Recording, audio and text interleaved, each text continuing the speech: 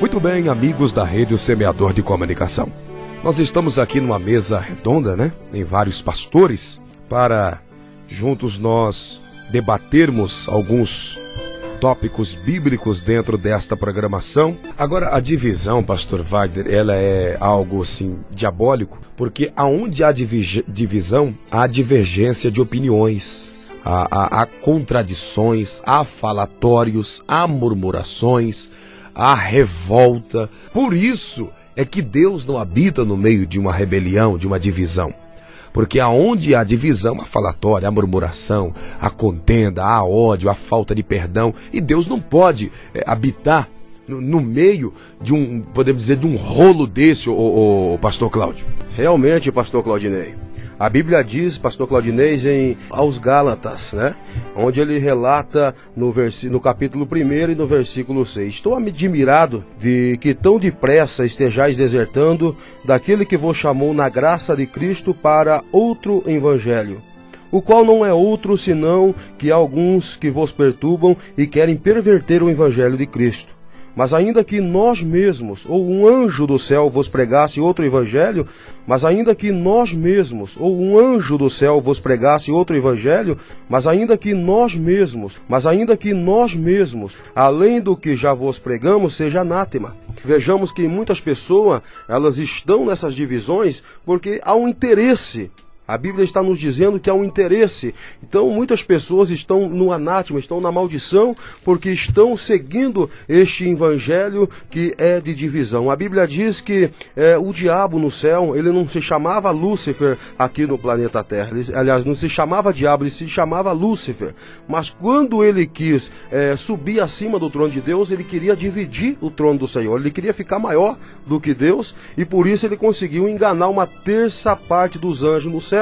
E nós vemos que ele vem atuando desta forma desde o começo, causando divisões. Ele mesmo usou várias pessoas na Bíblia Sagrada para tentar dividir o ministério de Moisés, para tentar dividir o ministério até mesmo de Jesus Cristo, o ministério de Paulo. E eu vejo que muitas pessoas, elas têm se deixado levar por esse engano, pastor Claudinei. Agora o senhor falou algo muito sério sobre o ministério de Moisés, Se nós formos observar pela Bíblia Sagrada, aqui no livro de Números, capítulo 16, a Bíblia fala de uma grande rebelião que Moisés enfrentou, que foi liderada por Coré, Datã e Abirão.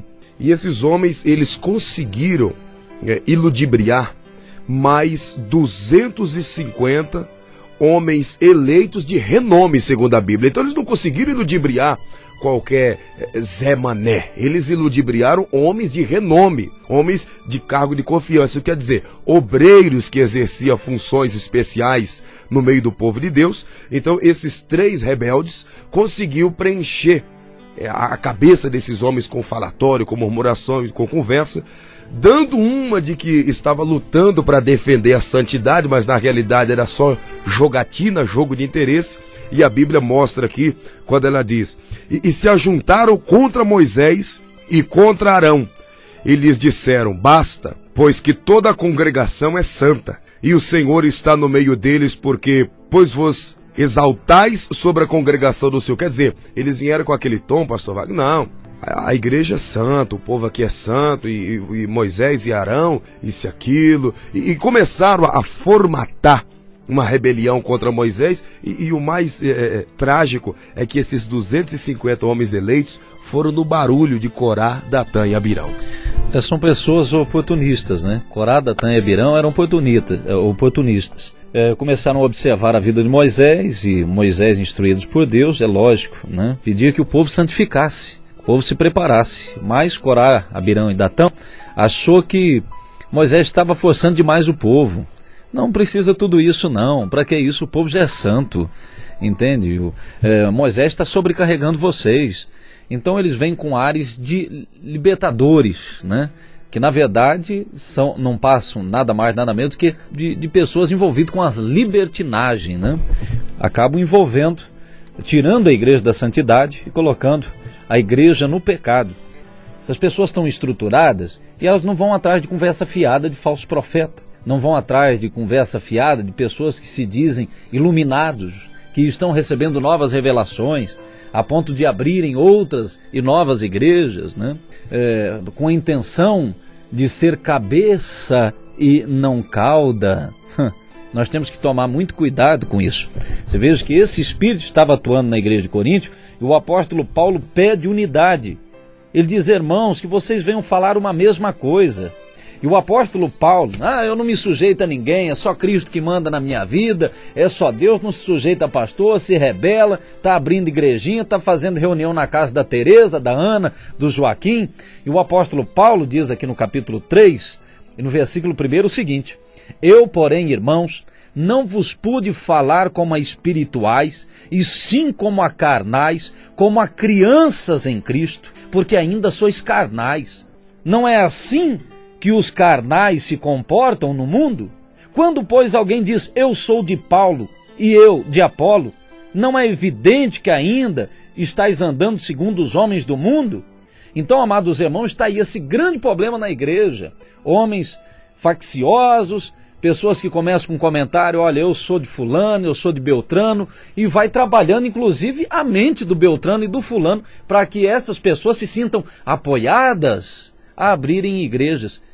Mas eu me pergunto aqui: abrir novos ministérios? Para que isso, pastor Claudinei? Abrir novos ministérios? Para que isso, pastor Claudinei? Abrir novos ministérios? Para que isso, pastor Claudinei? Agora o senhor falou algo muito sério. Pessoas que são apoiadas nas suas falsas filosofias. A Bíblia diz que Saul, ele foi rejeitado por Deus por causa dessa atitude. Ele foi rejeitado por Deus por causa dessa atitude.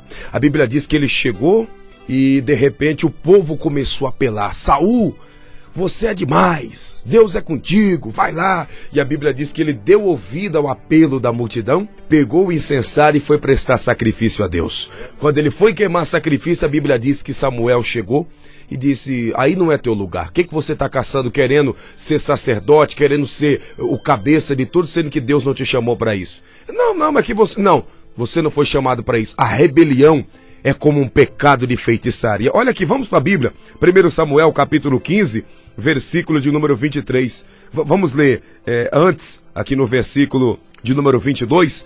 Porém Samuel disse: tem porventura o Senhor tanto prazer em holocausto e sacrifício, quanto em que se obedeça a sua palavra? Eis que o obedecer é melhor do que o sacrificar, e o atender melhor do que a gordura de carneiros. Porque a rebelião é como o pecado de feitiçaria, e a obstinação é como a idolatria e culto a ídolos do lar. Visto que rejeitaste a palavra do Senhor, ele também te rejeitou a ti, para que não seja rei. Então Saul disse a Samuel: pequei, pois transgredi o mandamento do Senhor e as tuas palavras, porque temi o povo e dei ouvido à sua voz. Olha aí, deu ouvido ao apelo. Sabe que esse povo que abre igrejinhas, eles dão ouvido ao apelo do povo. Você é demais, você tem dom, Deus te usa muito. Você fica aí debaixo da opressão desse homem que é o teu presidente, que está liderando essa região, essa igreja. Abre uma igrejinha, abre uma igreja, Deus é contigo.